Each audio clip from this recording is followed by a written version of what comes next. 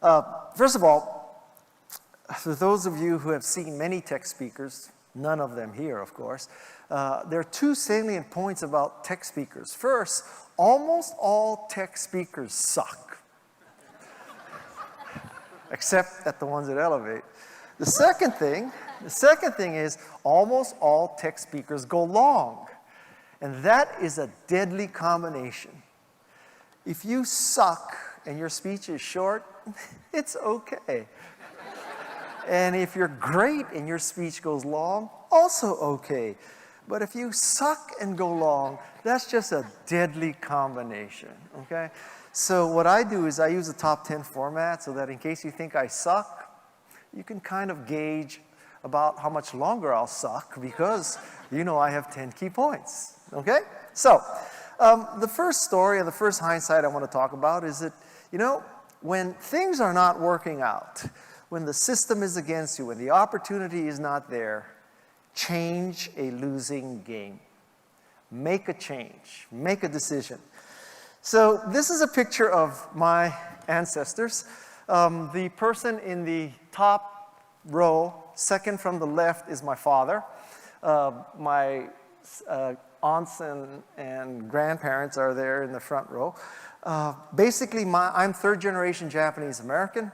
My family moved from Japan to Hawaii to pick sugarcane.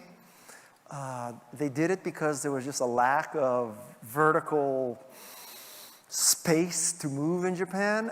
They had very little economic opportunity, so they basically ripped up their entire life and moved to Hawaii. And obviously, my life would be very different if they hadn't done that. Maybe I wouldn't exist because my family was from Hiroshima and, you know, they could have died in the atomic bomb. So I might not even exist. But in a sense, I owe my success for my grandparents' generation who had the courage to, you know, get on a ship and come to Hawaii and start from scratch picking sugarcane.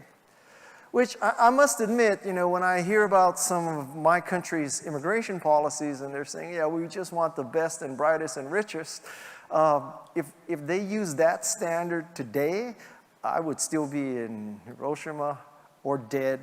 Maybe I'd be working in Starbucks Hiroshima, but I would not be where I am today. So I think, you know, one of the key lessons I learned is you have to change a losing game. The second thing that changed the arc of my life is my parents had an obsession with education. Now, contrary to Asian American stereotypes, I don't want you to think that my parents had me enrolled in violin at the age of 2, studying calculus at the age of 3, starting a foundation at the age of 5, but they definitely thought that education was the key. My father and mother never went to college. My father and mother both graduated from high school, but really went no further. So I show you this. This is a picture of my elementary school in Honolulu, Hawaii. It's Kalihi Elementary. For those of you who are familiar with Hawaii, Kalihi is a little bit past the airport on the way to Waikiki. It is hardly what you would call an upper class area.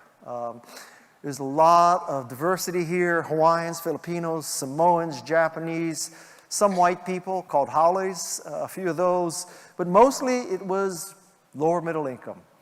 And at this school, there was a 6th grade teacher named Trudy Akau.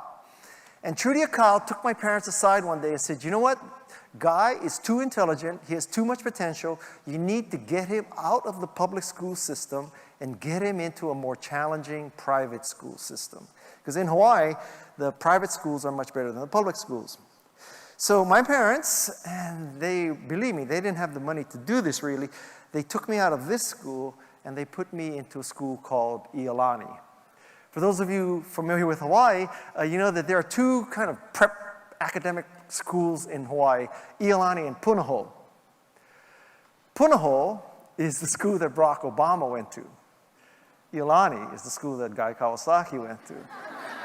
So, tell you a funny story. So last night, I was in the cherished 100 people who got to take a picture with Michelle Obama.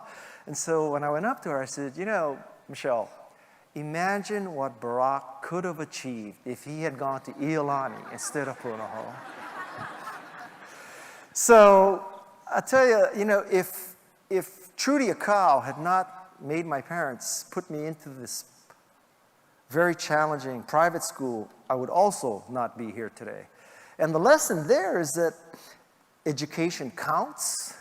And I think the lesson there is that, if you're a teacher, if you're a mentor, if you're an advisor, you read about people like Steve Jobs who dent the universe and change the world, and Elon Musk electrifies cars, and all these kind of major billionaire kind of things. But you know what? One teacher, one coach, one mentor, one advisor can change the world for one student. And that, to me, is as good as anything Steve Jobs has ever done. Get an education. This